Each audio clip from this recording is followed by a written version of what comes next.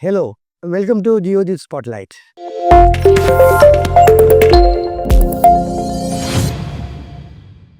I am speaking within hours of Operation Sindoor. The details of India's retaliatory strikes are known to everyone. I am not going to the details. From the investor perspective, what is significant is that this is a focused, measured, and non escalatory strike by India. It is focused on the enemy's terror training camps, not their military installations. It is a targeted strike, measured, and it is unlikely to escalate the tensions between the two countries. Of course, the enemy country will have to do some face saving after this massive beating that they have got. They might do something to save face, but it is, as things stand now, unlikely to lead to aggravation of tensions and escalation of tensions or an extended conflict between the two countries. Importantly, India has the economic muscle, economic strength to even face an extended conflict, manage an extended conflict. But Pakistan's economy is in terrible shape.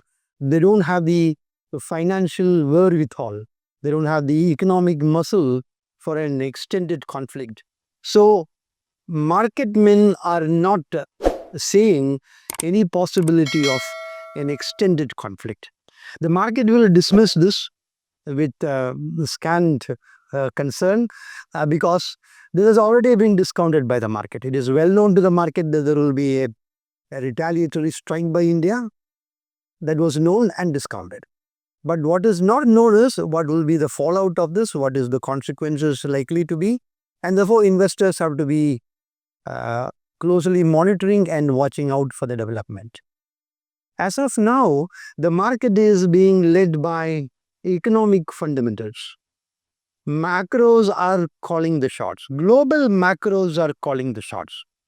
Market is up significantly after the lows it touched after the declaration of reciprocal tariffs on April 2nd.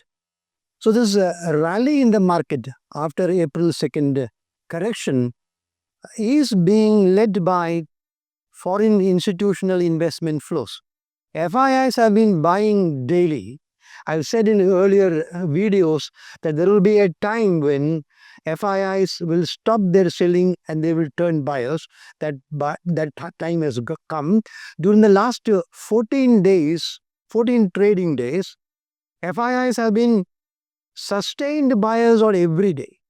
And the cumulative FII buying during the last 14 trading days stands at around 43,900 crores. It's slightly above that. And why are FIIs buying? They are being driven by global macros. And what are the global macros? Number one, weakness in the dollar. It declined sharply from around 111 early this year to around 100, below 100 now.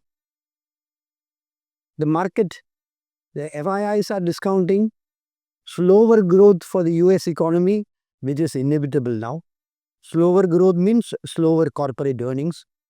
Market is discounting lower growth in China because China has been the hardest hit as a result of this trade war. And also the FIIs and the investors are discounting India's economic resilience.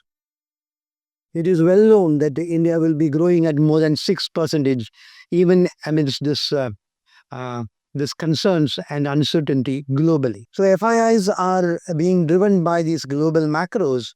And within a few days, I think personally, I may be wrong, I think this India-Pak tensions will be over.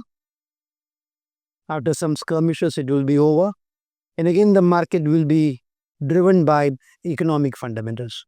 So investors should stay put in the market, watch for development. And very importantly, the last 2 days, large caps have been hugely outperforming mid and small caps. Why? Mainly because As I said previously, large caps are fairly valued. More importantly, FIIs, when they buy large caps, mainly large caps, fairly valued large caps. They will not be buying highly valued mid and small caps. So there is this trend in the market of selling in the broader market in mid and small caps and switching over to large caps. So give importance to safety, and safety is in fairly valued large caps. Remain invested and wait for things to settle. Thank you.